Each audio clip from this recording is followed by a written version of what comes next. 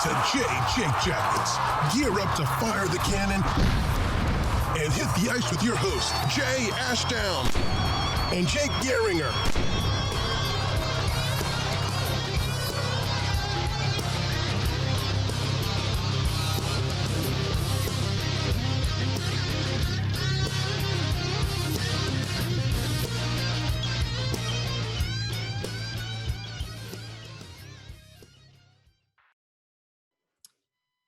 Here we are again, and this one is, yes, we tweeted it out because, believe it or not, we do have lives. So yes, this is a few days late.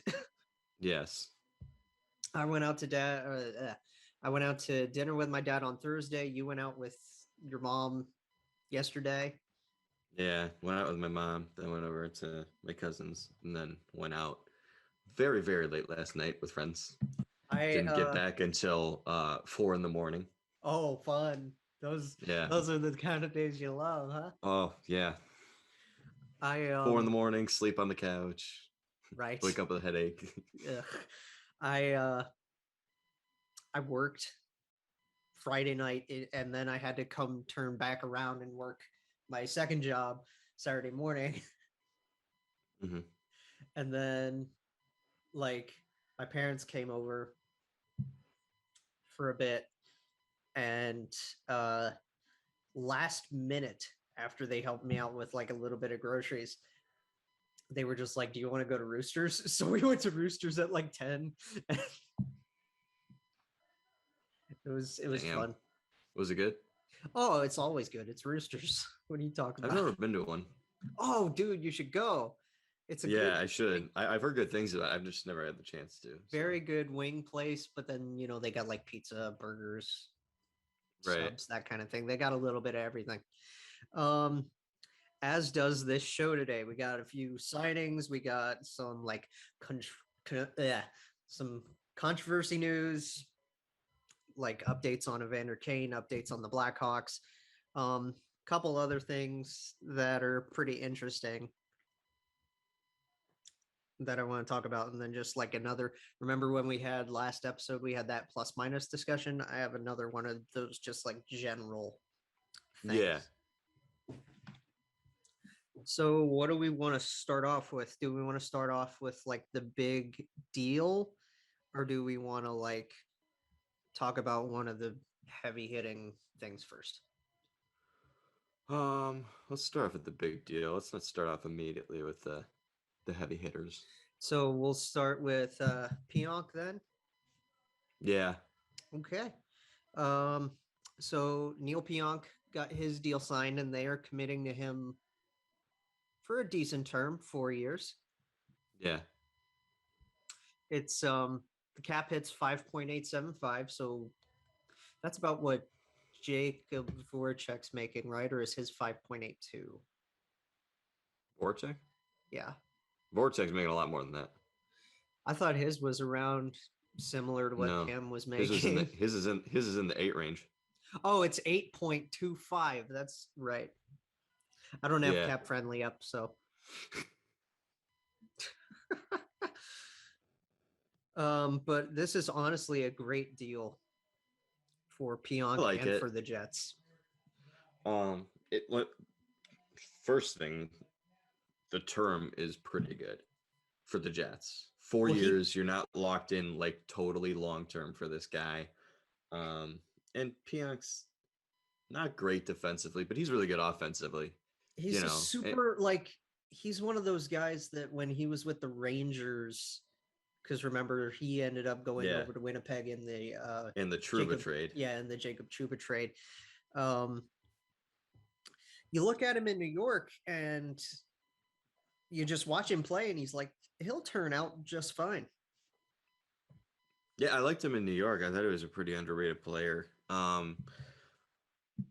The problem with the market is like we do this thing where we like to compare contracts to each other, and it's not always fair because motives are always different for contracts. Mm-hmm. Like the first deal that people brought up when this was signed was, well, Adam Pelech just signed, and it's like, okay, look, we gushed about Adam Pellick's deal Like- in the last episode, but at the same time, Yeah, it's no, like I the- love Adam Pellick's deal, and I love Adam Pellick, but it's like this guy obviously took a little bit of a pay cut to stay with the Islanders, get Right. that 8th year, and keep a pretty solid team together. And it's also Lou Lamoriello making the Mhm. deal, and also even though he's absolutely unbelievable defensively, who's one of the because toughest negotiators in this entire league. well, the other thing is, like, frankly, in the National Hockey League, like the really good defensive defensemen don't make the top tier money like the offensive defensemen. Well, do. no, because So like it's the same comparing with apples and oranges sometimes. it's the same with forwards, right? Like the reason why Connor McDavid makes 12 and a half and Leon Draisaitl makes 8.5, or whoever else you want to use.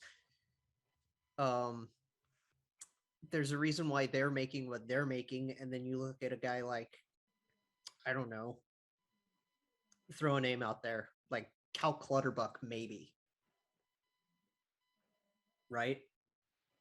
Yeah, He's more of like a defensive minded forward, or like he's your great guy. I don't know how good he is defensively, to be honest. I haven't had a chance to look at his charts, but well, the Islanders are a very defensively minded. I would have to system, imagine so- that his numbers are probably fine. Yeah, I wouldn't imagine they're great, but because he's more of like a middle. okay. Let's fourth line make guy. another guy who just signed today. You compare like the big scorers like McDavid. We'll compare him to someone like Jason Dickinson, who just signed his Yes, 3-year deal. He was one of the top scoring chance suppressors in the National Hockey League last year. Excellent defensively in the bottom 6, and he'll make a good addition for Vancouver. I think it was a great move.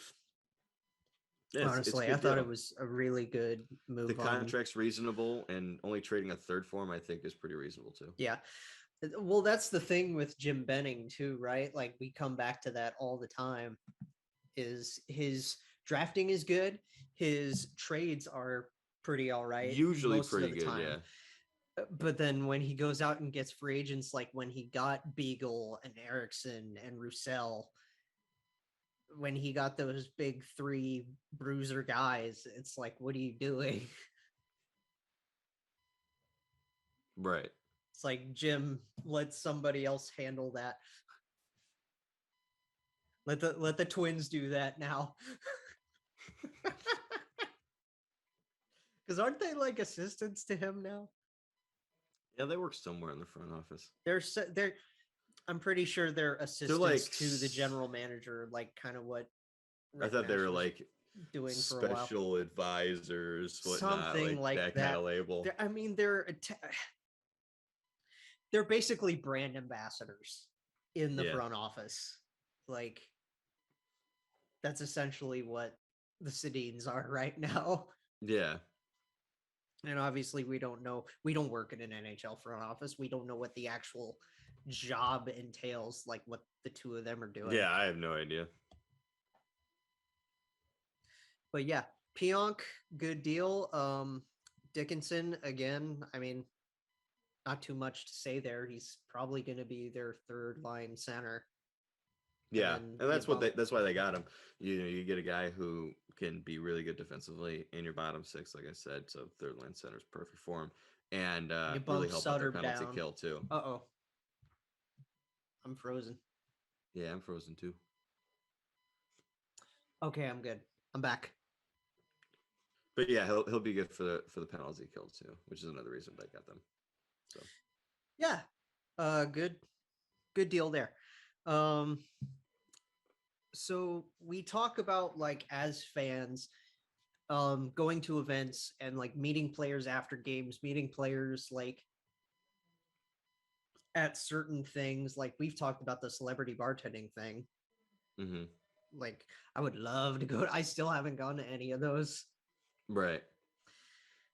And there are certain guys that you really would love to meet, right? Like I thought it was great when I met Bjorky, the only player that I've met so far, and I would love to like get to see like Boone or Max at a celebrity bartending or something like that, right? Yeah. But then there's guys that you don't. And Evander Kane is one of those guys. Basically. I mean, this guy off the ice has way too many issues going on. Yeah. Whether that's his gambling, if that even is, because more or less they're allegations right now of him betting on games. Yeah, those are allegations, but we know for a fact is that he's lost a lot of money gambling. He had to file for bankruptcy. The bankruptcy case was tough. Yeah. Because that was a lot like I thought about Johnson's case too when that came up. Yeah, Johnson's was more so getting screwed over by his parents. Whereas Evander's, it's just look in the mirror. This is your fault. Like, yeah.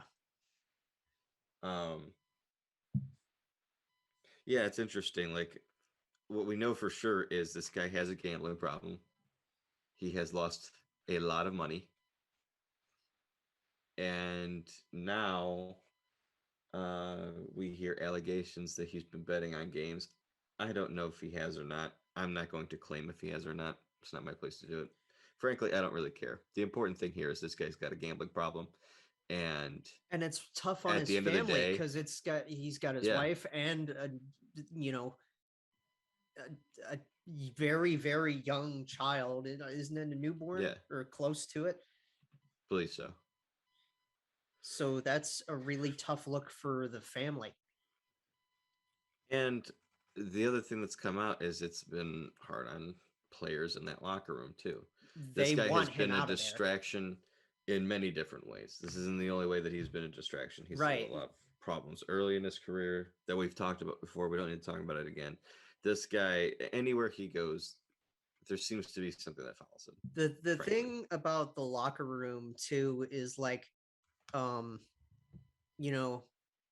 we talked about this with maybe like seeing it on the ice with guys like D'Angelo, right? Right. With what happened with him and Georgiev. This is more like in the dressing room itself, but players have gone to Doug Wilson and said, if he's here, we don't want to be here either. Yeah. So we're not going to play for you unless you get rid of this guy, essentially. Right. And I don't know what his value has to be next to nothing, right?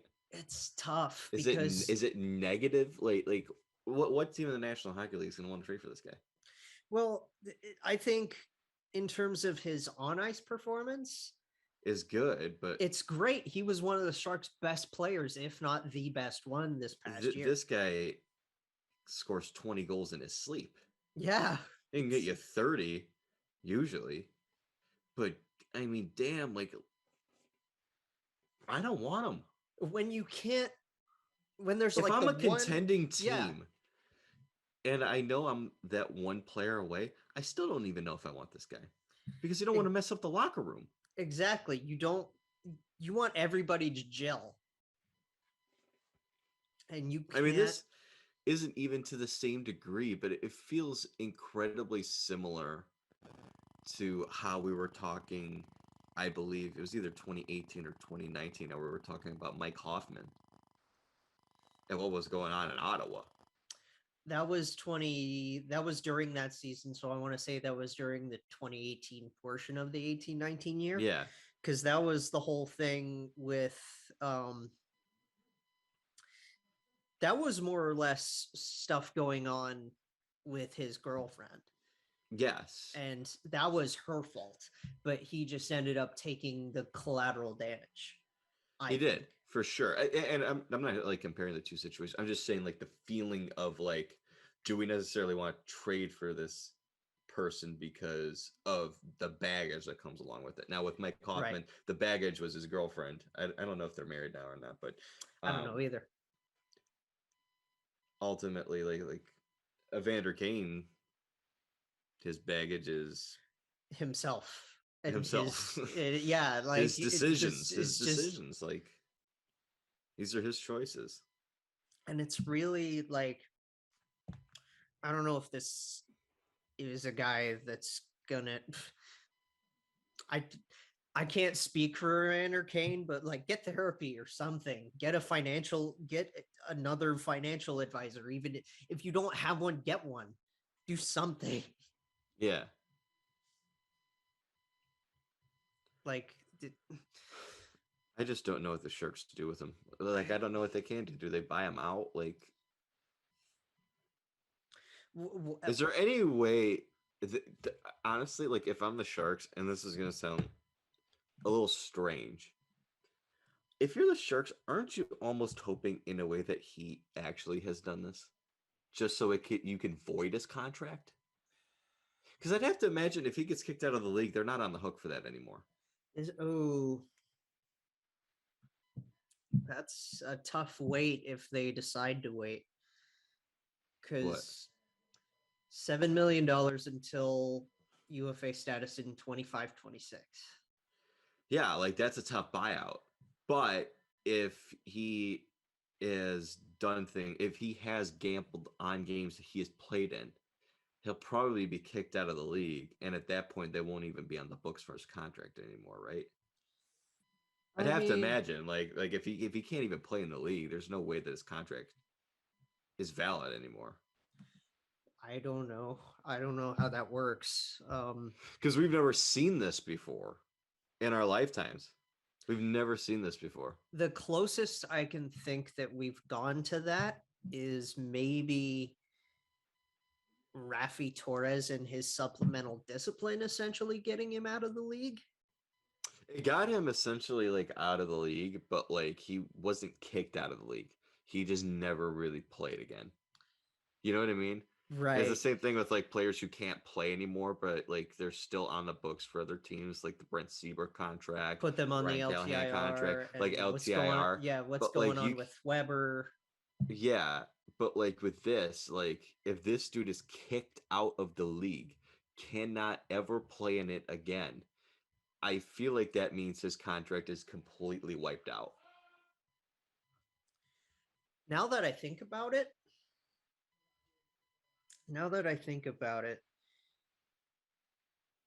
it's kind of like Bill Peters. Like that kind of situation where, I mean, he got fired, but like the lawyers had to sort out what was going on with his contract. Right. And then eventually, somehow he still ended up with a job. Granted, I was over in the KHL, which, I mean, they'll take anybody, I guess. Yeah, they usually don't care. If he wanted to, I'm sure Evander Kane could play hockey over in the KHL. Yeah, honestly.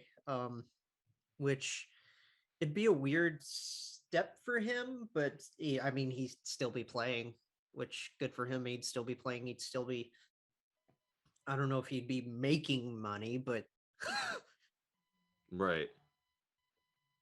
Because I unfortunately I'm not a financial wizard, so I really neither am I. How this works. I have no clue how this works. How do you recover $50 million? Oh, that's just hearing that number. That's absurd. And I would like that, please. Thank you. Yeah, that'd be great. Like... If the banks could donate half and half, we'll split it like that. that'd be Nate. That'd be nice.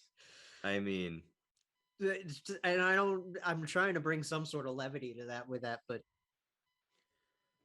yeah, it's so crazy. This is something that we really haven't seen. Like, right. Obviously, we've seen kind of bits and pieces of this kind of thing, like Jack Johnson and his bankruptcy. We've seen Raffi Torres go out of the league for certain reasons. We've seen guys but we haven't seen like Bettman step in and say, hey, get the hell out of here. Yeah. Because you're such a problem. I have no clue what the league does here. I mean, first, like we're going with based on this conversation we're having, we're going off the assumption that this dude has gambled on games. Yes. Let's assume now that he hasn't. Still, what do you do? Because you're not going to, if he hasn't gambled on games, you're not going to kick this guy out of the league. But there still needs to be a discussion. There's still a discussion to be had about what the hell you do. I mean, now that you mention the actual word gambling again, Pete Rose. Yeah. Right? Yeah. If we're going to bring it in, let's bring it into another sport to an exact situation like this. Pete Rose. Mm-hmm. Yeah.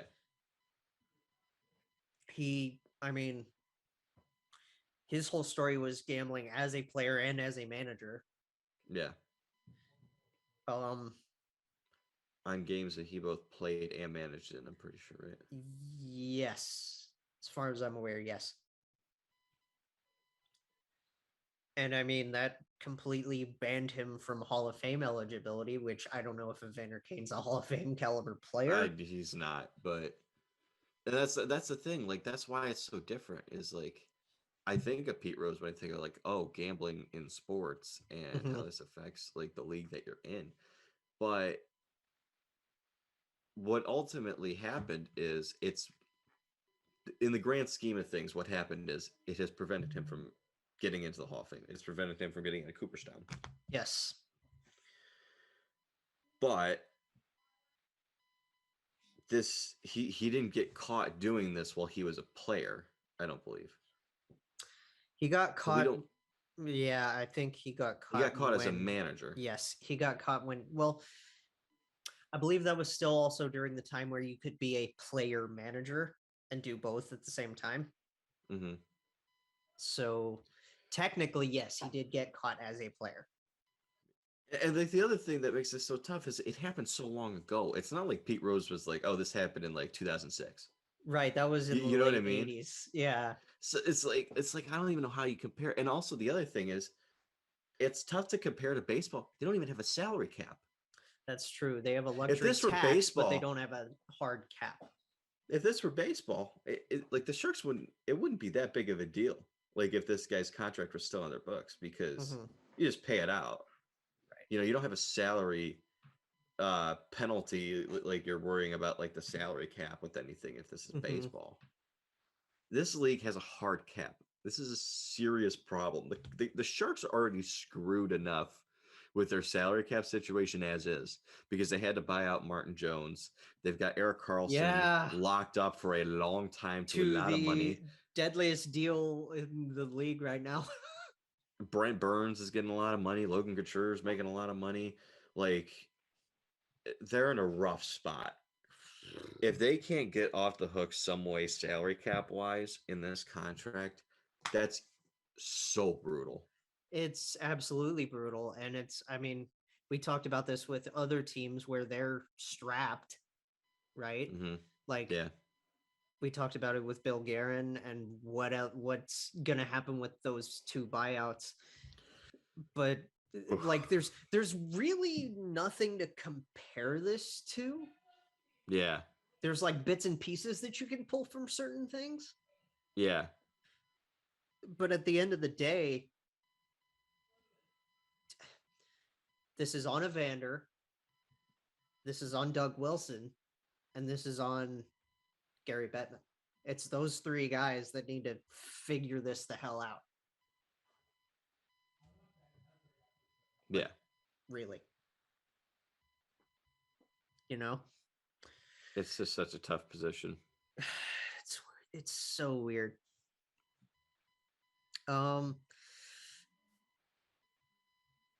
guess while we're here in the controversy segment, if you will, we do have updates from Rick Westhead on the Blackhawks lawsuit.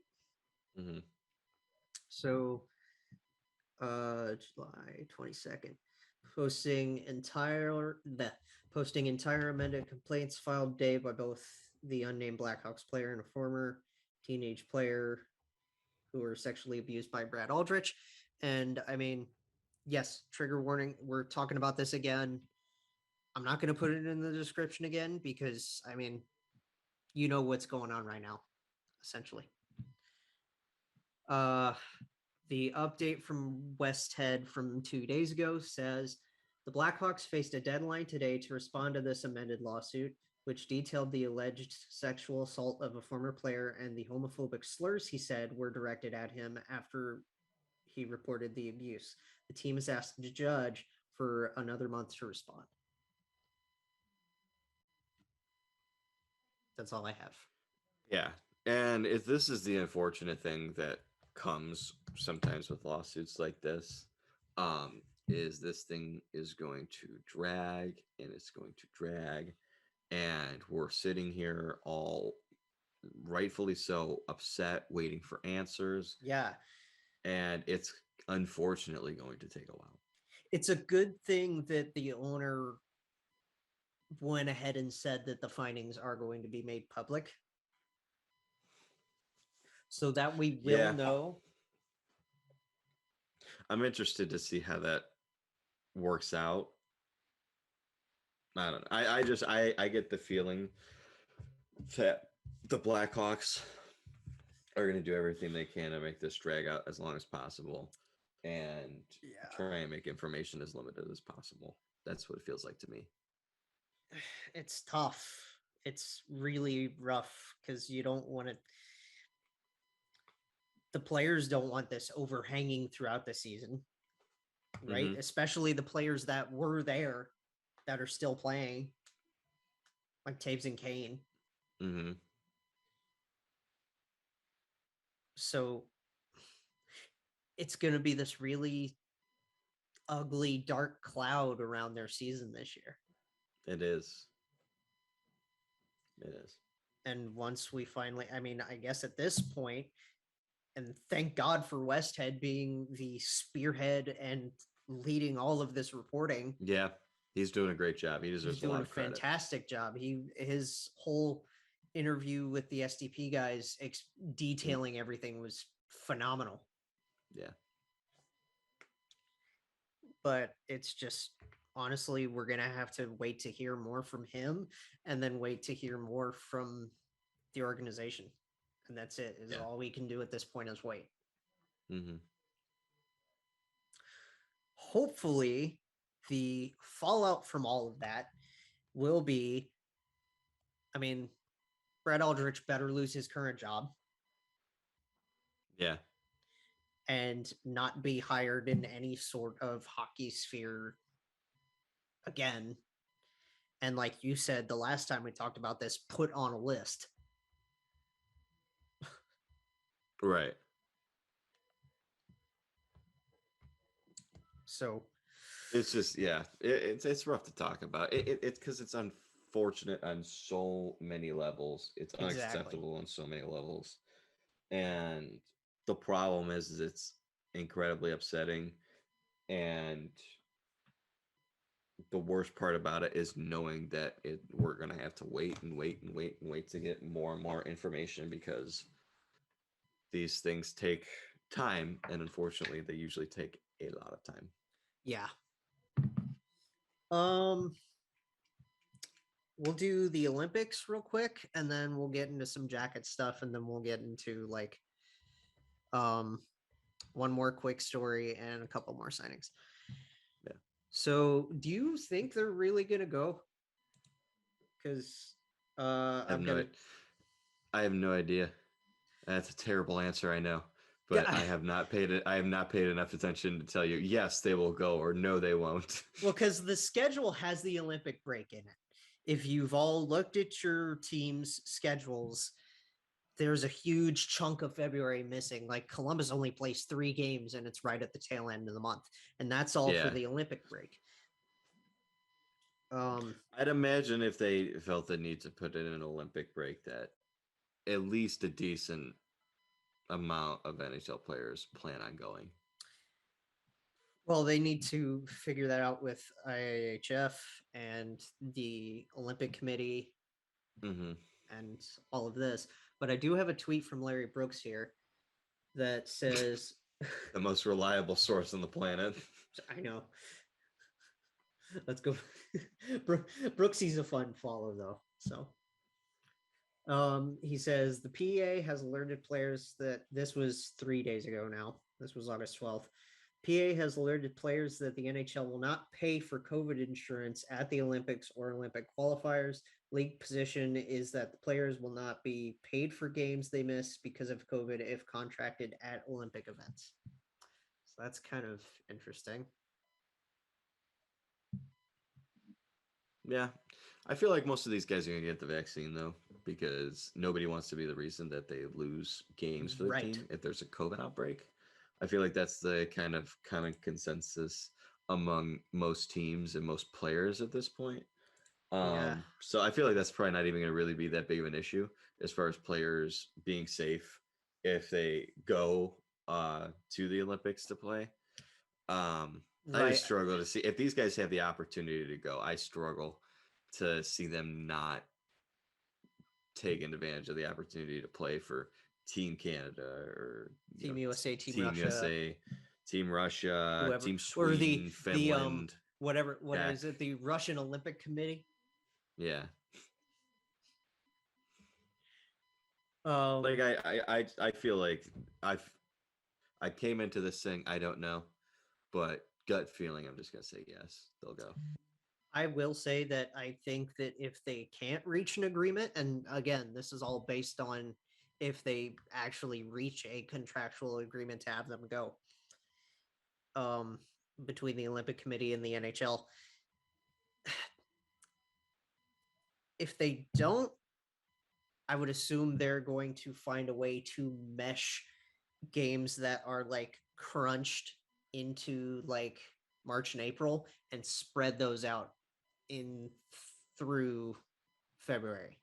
Like take times where teams are playing. I understand what you're saying, and then the problem is like arena availability would be tough to go through because you still have concerts and other things like that. So I feel like, I mean, when does the season like officially begin?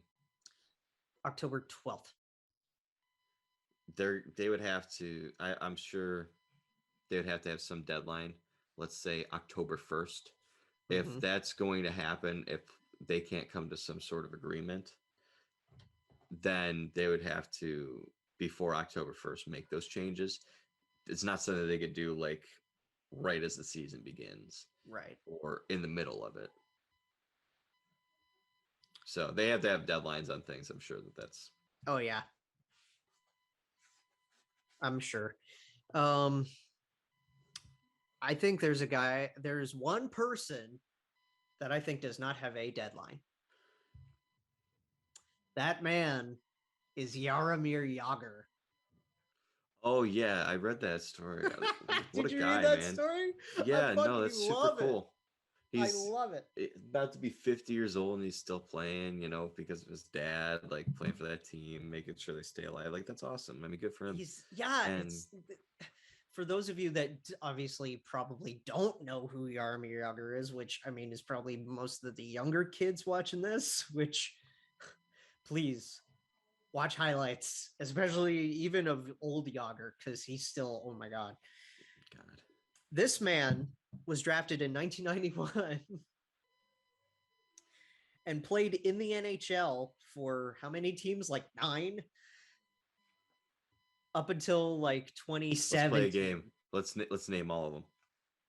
All the teams. Flyers, Flames, Panthers, Bruins, Stars, Capitals, Rangers, and I'm missing one in there. Wait a minute. Go through that again. Here, make me do it again. Yes, do it again. I might. Penguins and Flyers. Penguins, Flyers. Rangers.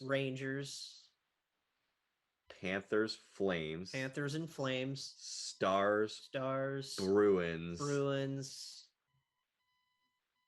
an 8th one. Shoot. There is an 8th one. Did he play for the Devils for a little bit? He played for the Devils for a while. Because actually, I remember that's where he was when I first really got into the league. So there we go. We got all 8 teams. And then he goes home in like 2017, officially retires from the NHL, signs with HC Kladno, which is his hometown team in the Czech Republic, and he's still going. He turns 50 in like February. Let's go. This guy's we got all of them. unstoppable. You know who else is unstoppable? Me when naming the teams that he played for. Let's go. I think Let's go. I think the devil came down to Cleveland and took that out of your memory. So happy. I'm proud that I remember that he played for the Flames because that was absolutely his worst stint with the team. Because that was, I think he only played like 5 games. And it was a very, very short time. And yeah, it was the first time. Even when this dude was like 43 years old, he didn't look like he was in his 40s. He looked like he was like maybe mid 30s. He was still playing really well. It was when he was with the Flames that he finally looked fantastic in Florida. Yeah. Like it wasn't like, Mario Jr. mullet, but it was a fantastic piece of lettuce. Yeah. It was amazing. So yeah, props to Jagr. Oh my God. One of the best to ever do it. And still be doing it. Yeah. Like, wow. I'm trying to think. I'm still trying to think. Let's get into a little bit of Jackets play. So, because I mean, we are a Blue Jackets podcast. They went into the free agent market and they got themselves a Jared Bull type. We got a face. Yeah, they got those. They got someone who's probably not going to play much for them. So Zac Rinaldo signed a 1-year, 2-way league min deal. So he probably won't be playing much, but I would think when he's there, he's going to be there for a very specific purpose. He is going to be on the 4th line. He is probably not going to play more than 7.5 minutes a night. And he is going to rack up the penalty minutes. He's there to light your face up and basically just break your bones. Because they've been trying to get like a little bit more skill on this team. And, Dubinsky is gone. Foligno is gone. Mm-hmm. They're more focused on skill with guys like Bjorkstrand and Line A and some of these younger guys like Texier, Bemstrom, stuff like that. So, they don't really have any like real tough guys on the team. Frankly, in today's NHL, I'm not sure really if you need one anymore, but they have one if they need one. You need gritty people. Like you need gritty players in order to do certain things in the playoffs. But the era of the face puncher really is basically gone now. Yeah. You talk about like the gritty guys who will get it done for you in your bottom 6 in the playoffs. I mean, you mentioned Cal Clutterbuck earlier. That's a good example of that. Like those players are still very relevant in the NHL. Guys like a Jared Bull or a Zac Rinaldo really aren't. But if anything happens, kind of like what happened last year to the Rangers with Tom Wilson, and they're playing them again at some point, you got someone that you can insert into the lineup to do something about it. Hey, the Rangers got Reeves, so that helps them on that front. Yeah. I don't really want to talk about Reeves though, because I mean, y'all can just look that up for yourself if you're curious. Yeah, he got traded for a 3rd-round pick, and then they gave him more money for an extension. It is what it is. Sure. Yeah. That's all you need to know. So speaking of like, you didn't mention Boone, did you? I don't think you said Boone. No. I mean, he is a physical guy. Yeah. He is one of those gritty guys. He absolutely is. Yeah. And I think he is one of a few that they are considering for captaincy. Yeah. So who do you think? Like, let's spitball this. Who are the guys? Who are like the top 3 guys that we would consider to put the C on? now that Nick's gone. Okay, well, I mean, number one is obviously Boone. Boone's been there for a while. He's a physical player. Loves Always the a great city. energy. Yeah, and you're. I don't even know if I would say bottom six. He's more of a middle six guy, to be honest. Yeah, he definitely plays 2-3, and then 4 if he has to. Yeah. He does a lot of things. You know, he's physical. He's good at faceoffs on the penalty kill. He's like the embodiment. I think overall, like the way he plays is very much like old style Blue Jackets hockey. I know they're trying to go for more skill, but he's still a good leader. He's like the embodiment of the team in one guy. Yeah. Now the second one, and Ellie's second favorite choice. Yeah, the second choice I would say has to probably be Z. You just gave him the massive contract extension. He is essentially now the captain of your defense. Right. Yeah. Like, okay. So he's going to be leading that group. Yeah. Like as a comparable Morgan Riley. Kind of. Or maybe Jake Muzzin. I think he's better than Morgan Riley. No, what I'm saying is like as the leader of your D-corps. I don't even know necessarily if Morgan Riley's the leader of that D-corps anymore, to be honest. Well, that's why I also brought up Muzzin. Yeah, because Muzzin. Yeah, I like Muzzin a lot, but I don't even know. Do they really have like a leader of their D-corps? Maybe that's why they haven't won a playoff series. Well, then maybe if we want to bring that up, for like another team, let's go to our rival. Let's go to our rival. Offensive minded guy, the leader of the defense. And yes, Letang. Chris Letang. Letang's been there for a while. You know, is he the best defensively out of that whole group? No, but he's very good offensively. He's been there for a while. He provides a lot of offense. Like that's their guy. That's their guy. He leads the defense. He is the captain of that defense. That is what Werenski is to us. Exactly. God, it's crazy. You ask for I gave you 3. A third guy. And I don't freaking know who I'd have be the third guy. Unless I don't think Laine's the leader. I think he's brought in to score goals, and that's about it. I mean, he does that. Well, like you see how he butted heads with the leadership in Winnipeg. Yeah.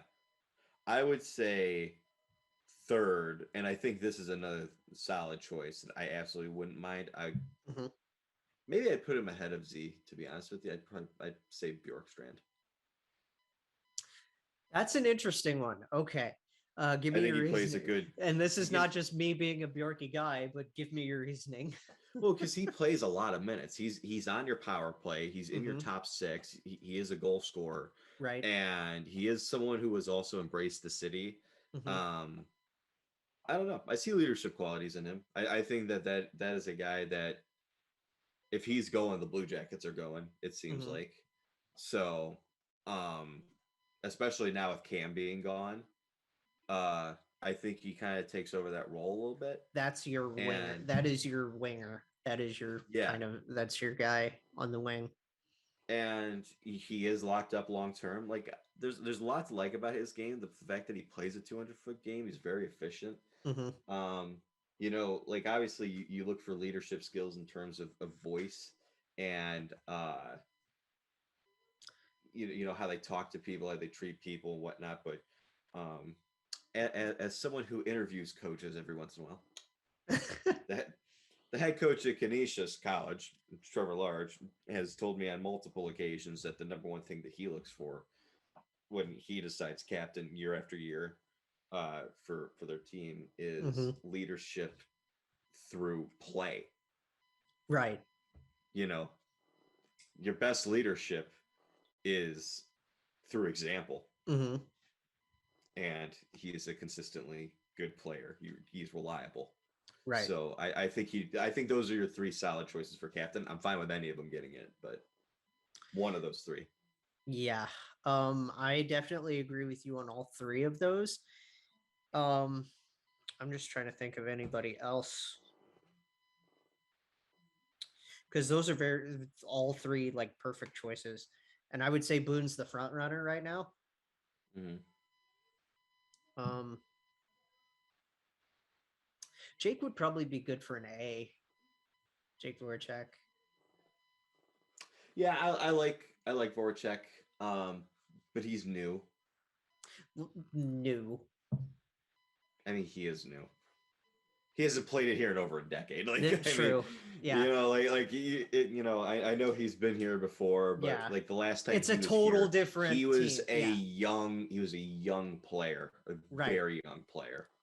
And I mean, it takes a group. It takes more than just the 3 to 4 guys that are actually wearing letters. Oh, of course. Absolutely.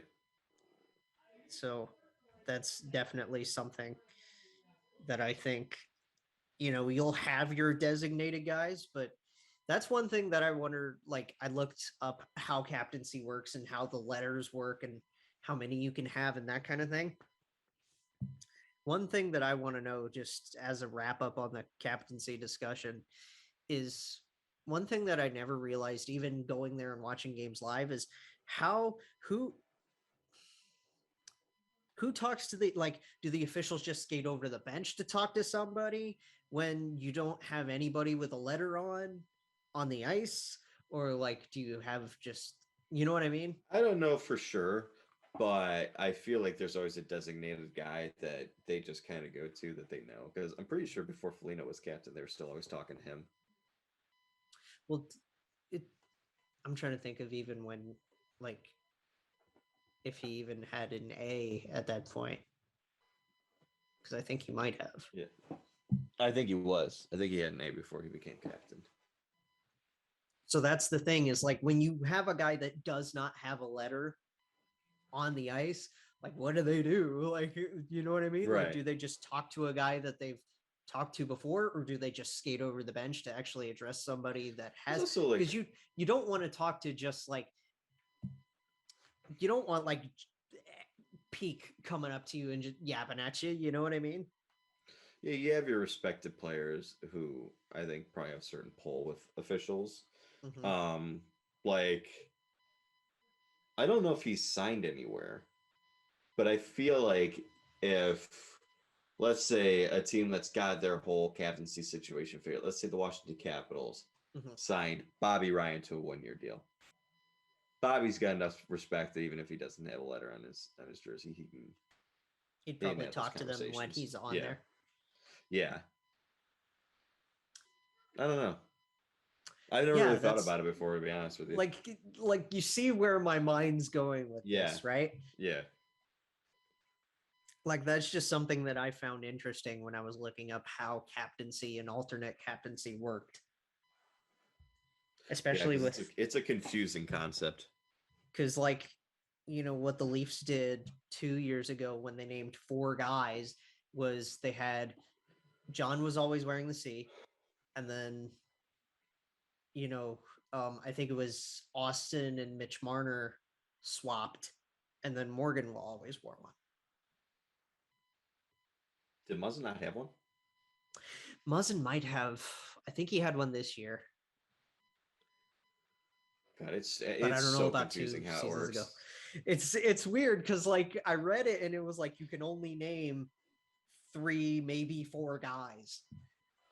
Because like when Nick was our captain, like there were the games where like Boone was an alternate, Doobie was an alternate, Cam was an alternate, Seth had it. Hell, even Jack Johnson was an alternate at times. Like it was so confusing. I know. Yeah. I just knew Nick was the captain, and I was like, some of these guys are right. alternates. I think some of that has to do with injury. It's like when you have to, Yeah, that's the other thing. Injury comes into play, and it's like all of a sudden this guy's got an A on, and you're just like, oh, okay. It's like, what if you get so far down into the depth chart that you do have like Andrew Peak wearing an A, or like Jake Bean, or like. That'd be wild. I don't know. You'd be in rough shape. You got bigger problems at that point than who's wearing the A on your team. Right. Could pull a Luongo situation and put it on Elvis. Nathan Gerby's wearing an A. Gerby wearing it. I would love that, honestly. That would be fun. That would be really fun. Um, that was yeah. I just so Boone is definitely the front runner. Z is definitely a good like second choice. I think. Yeah. Um, and yeah, I would say those three: Boone, Z, Oliver. That's yeah. That's I think that's a good top three for sure. Um, so we've got some updates on what's going on in Vancouver with Pettersson's contract. Mm-hmm. I don't have the tweets up, but like he went to a Swedish paper and spoke about this, and people were taking things way out of context. Yeah, he was. I saw a tweet that made me laugh about it because he said like something like, "Oh, like I want to win," stuff like that, and the tweet was something amongst the lines of like Elias Petterson, "I want to win." Canucks fans, how dare you? Exactly, because it's like everybody says they want to win. That's the ultimate And like goal is to win the everybody's Stanley Cup. immediate reaction is, "Oh, he wants out of here." Exactly, and it's like, no, that's not what he's saying. Usually, what he means is, "I want to win here." Yeah, That's what I care about. yeah.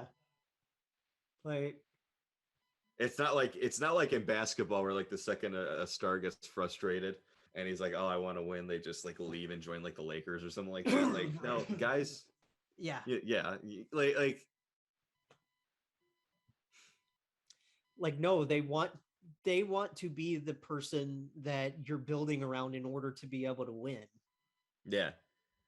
Like, there's a reason why they named Bo Horvat their captain, but at the same time, it's like you're building around Pettersson, you're building around Hughes. Yeah, just because the player's a captain doesn't mean that's the player you're building around. In a way, that's you're a building leader. like I mean, they're still building around. You build around Bo, your best player. You build like, around your best player. Yeah, and you're building around Quinn Hughes and Elias Pettersson. And yeah, exactly. And Brock Besser. And Bess, yes. It's their core four, if we want to coin, whatever phrase Dubas used, if we want to use that. Petey. It's Quinn. Bess, it's Quinn, it's Bo. Yeah.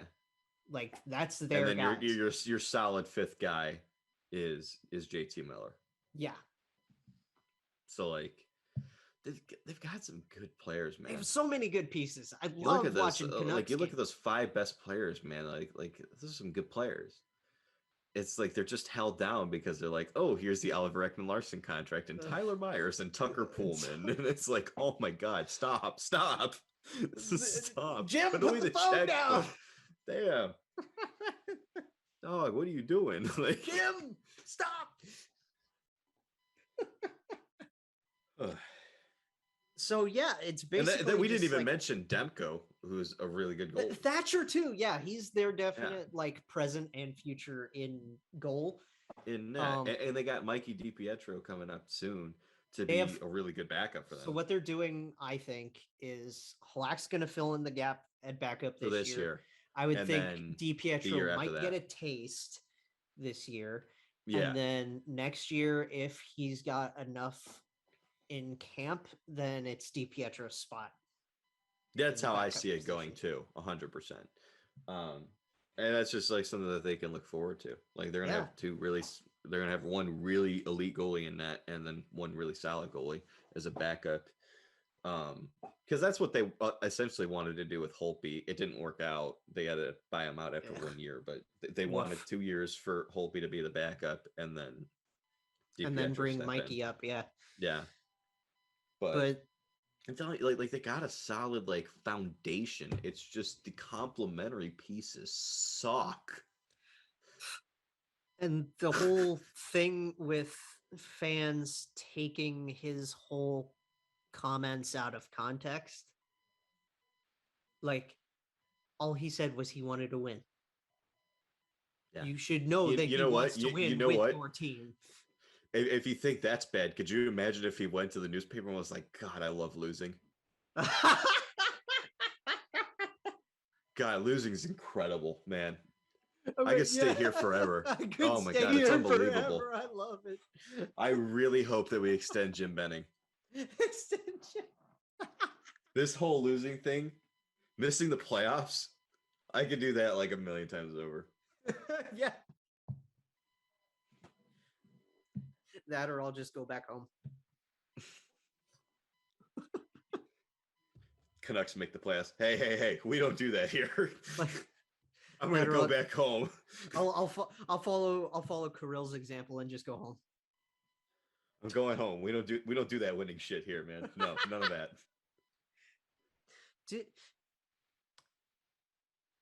Just as a tangent, did they finalize anything with that? With Kaprizov? I'm curious. Because I haven't heard anything since the last time we talked about it. Yeah. Because the deal, the CSKA deal is in place. It's in place. It's ready. Basically pending, and they gave them a deadline to come up with a long-term deal. So nothing has changed since the last time we've talked. But okay, I was just curious because it's gonna take it down to the wire, and then something's gonna get done. He'll probably get an eight-year deal, probably worth something between $9 to $10 million. Something crazy. That'll be that. So I just wanted to ask that because I saw a video with and I mean, not to dog on Nyquist's content because he makes good content, but it was just such a clickbaity. He's already signed there kind of thumbnail and title. Right. So that was just curiosity. Yeah. Going through my notes. God, Jagr playing at 50. Oh my God.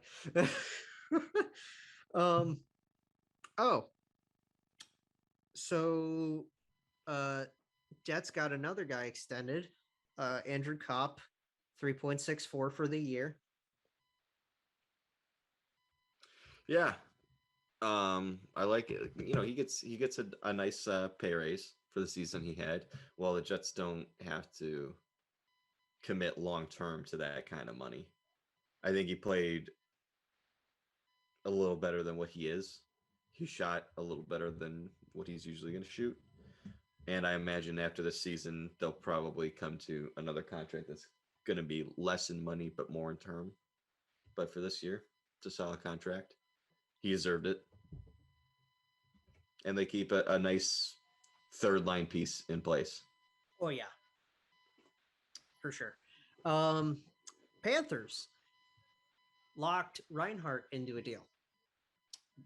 Pretty much not long after they traded for him. Like just a couple such a good deal. Not long term, only 3 years and $6.5 million. I mean, this is a good deal for both sides because the Panthers aren't, locking him up long term, right? And they're locking him up at a reasonable price because they know Reinhart's going to have the opportunity in 3 years to hit the market and get another really good payday. Just cash in yeah, big time. And that's what I think a lot of players should be looking at. Is those kinds of deals where once the term is up and you can hit the market again, hopefully by that time, the cap will have gone up. It will. In 3 years, it's reasonable to think that it will have gone up. And even if it doesn't, I mean, this dude is probably going to have the opportunity to play a really good chunk of minutes with Barkov and Huberdeau. Oh, God. Like you think playing with Jack Eichel was beneficial for his career? I mean, look at those two guys. Yeah, exactly. Zito. Again, we talked about Bill Zito and how much we loved what he did for us as an assistant and the GM and the Monsters and the Falcons. He is doing a hell of a job with the Panthers. This is his second season that he's going into technically as an actual NHL level general manager, and he's done very tidy work. Good on Bill Zito. Absolutely. Last one here. And I mean, I feel like we bring up the Leafs as much as we bring up Columbus on this podcast so far. number 34 is out through training camp and probably at least a little bit of the season. Yeah, I was a little shocked to see that. I didn't know that. Why did they wait this long for the surgery? I don't know why they waited this long. I don't know if they're. I don't Did want he to get a surgery? He got another wrist surgery, and I say another one because I'm pretty sure he had a wrist procedure done before. Right. Back when he had his last actual injury. So I don't know if it's like it's the same wrist that got inflamed and he needed to get a follow-up procedure done. I don't know. But he's going to miss a minimum of 6 weeks. Yeah. So at least that's a rough one. Yeah, good bit of training For camp. It's not even because they're losing this guy for a little bit of the regular season, probably. Mm-hmm. It's a rough one because, I mean, God, out of any injury this guy could have, another wrist injury. Yeah. When his specialty is a wrist shot. Is a wrist shot, yeah. He's got one of the best wristers in the league, and it's like that's a tough one. I mean, hopefully the surgery will allow him to get back to full strength and he won't have any more problems with it. But I don't know, man. I mean, it's it's a little concerning, especially when you're paying this guy over $11 million. Exactly. And I mean, who knows? We might end up, because it's Toronto, we might end up seeing another piece with quotes from his dad. Right. I thought that was funny the first time I heard about it. Honestly, how they were quoting his dad on his like recovery process. Right. I just thought that was kind of fun. That's the show, really. And I would think we'll be back to Tuesday, Thursday this week, barring any personal life getting in the way. Because God forbid we want to go out to dinner with our families or like go see friends. Yeah, heaven forbid. But I mean, honestly, yeah. This was way less quiet than I thought it would be. Yeah. This week. I didn't even know what we were going to talk about, to be honest. I mean, but more news happened than I realized. Yeah, more news happened than I realized. And, you know, there's always good discussions to have too. Oh, yeah. We'll figure out some filler discussion for Tuesday, I'm sure. Unless the Eichel trade happens. Yeah. After we're done recording. Yeah. Exactly. Get this done, Kevin, please. Anyway. But for this week. We love you guys. We love you. Take care. And repping my Falcons. I'm repping the Bears. Go Justin Fields. Go Justin. And Isaac is going. Jake Jackets, a podcast for fifth liners and all puckheads around. Follow the guys on Twitter at Snake Gehringer, GARRINGER, and at By J Ashdown. And subscribe on YouTube or wherever you listen. March on.